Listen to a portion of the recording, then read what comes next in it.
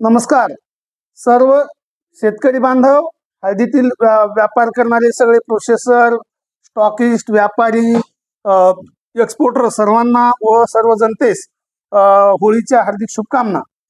आज मी आपल्याकडे जो व्हिडिओ बनवत आहे याचं कारण एक आहे की हळदीमध्ये जी काही परिस्थिती निर्माण झाली आहे ही परिस्थिती अतिशय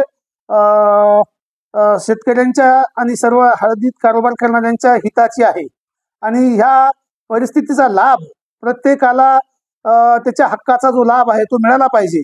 याच्यासाठी हा माझा छोटासा प्रयत्न चालू आहे, जे की मी मागील वर्षापासून सुरुवात केलेली उपक्रमाला आणि हजारो कोटीचा फायदा सर्वांना मिळवून दिलेला आहे आणि यापुढे सुद्धा लाखो करोडो रुपयाचा फायदा, लाखो कोटीचा फायदा हा सर्व हळदीतील कारोबाऱ्यांना मिळावा, सरकारलाही जास्तीत जास्त त्याच्यातून महसूल मिळावा, याच्यासाठी हा माझा उपक्रम आहे। देशातील एक्सपोर्ट जास्तीत जास्त वाढलं पाहिजे याच्यासाठी माझा प्रयत्न चालू आहे आणि जे उत्पादक आहेत त्यालाही त्याचा मोबदला मिळाला पाहिजे। आणि या उपक्रमामध्ये आपण सर्व आम्हाला सहकार्य करत आहात, प्रतिसाद देत आहात, त्याबद्दल आपले सर्वांचे हार्दिक अभिनंदन। जे नवीन जे काही प्रेक्षक आलेले आहेत त्यांना विनंती आहे की त्यांनी जर चॅनल सबस्क्राईब केलं नसेल तर सूर्या फार्म्स हे चॅनल सबस्क्राईब करा, लाईक करा, शेअर करा, जास्तीत जास्त लोकांनी हे बघितलं पाहिजे, याच्यासाठी सहकार्य करा, ज्याच्यामुळं या उपक्रमाला जास्तीत जास्त पाठबळ मिळेल आणि जास्तीत जास्त लोक याच्यातून लाभान्वित होतील। हा आमचा उद्देश आहे, तो सफल होईल। तर विषय असा आहे की आज हळद ही 15 ते 20 हजारच्या दरम्यान चालली आणि कच्च्या हळदीचं बेणं आज 2500 पासून ते 3000 रुपयाच्या दरम्यान शेतकरी विकतोय। मजुराच्या अभावी अनंत कारण आहेत किंवा भावाची शाश्वती नाही, अशा गोष्टीमुळे हे प्रकार चाललाय आणि हाच नेमका शेतकऱ्याच्या मुळावर येणार आहे।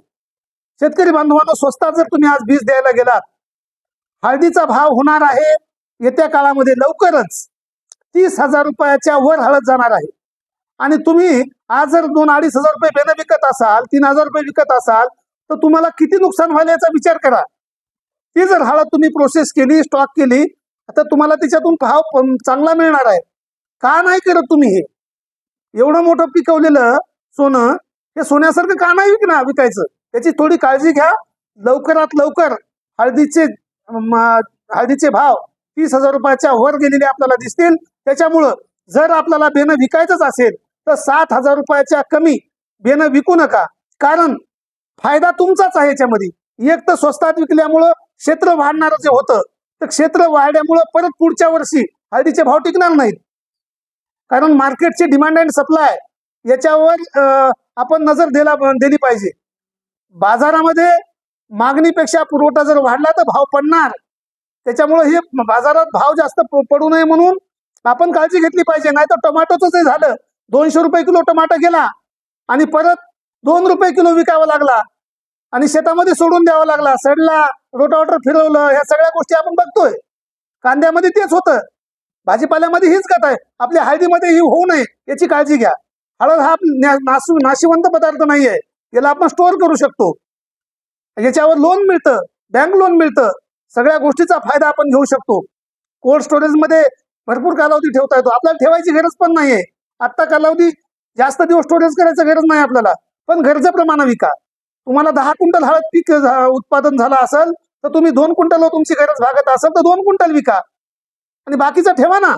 पैसे बँकेत ठेवण्यापेक्षा, कोणाला तरी देण्यापेक्षा राहू द्या ना, तुमचे मालामध्ये अडकलेले घ्या ना, त्याच्यातून लाभ मिळेल ना तुम्हाला। तुम्ही पैसे खर्चून टाकणार आहात, त्याच्यापेक्षा माल ठेवा, पैसे मिळतील।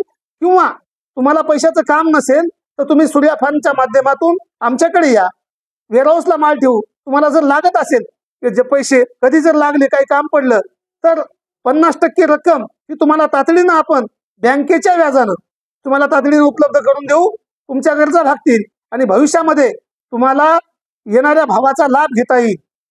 हा उपक्रम आपण मागील काही वर्षापासून राबवतोय काही प्रमाणामध्ये, यावर्षी मोठ्या प्रमाणामध्ये राबवण्याची माझी इच्छा आहे आणि या इच्छेला आपण प्रतिसाद द्याल ही अपेक्षा मी आपल्याकडून ठेवतो आणि जास्तीत जास्त भाव मिळवण्यासाठी आणि किमान 3-4 वर्ष हा भाव टिकून ठेवण्यासाठी आपण प्रयत्न करूया, संघटितपणे आपण प्रयत्न करू.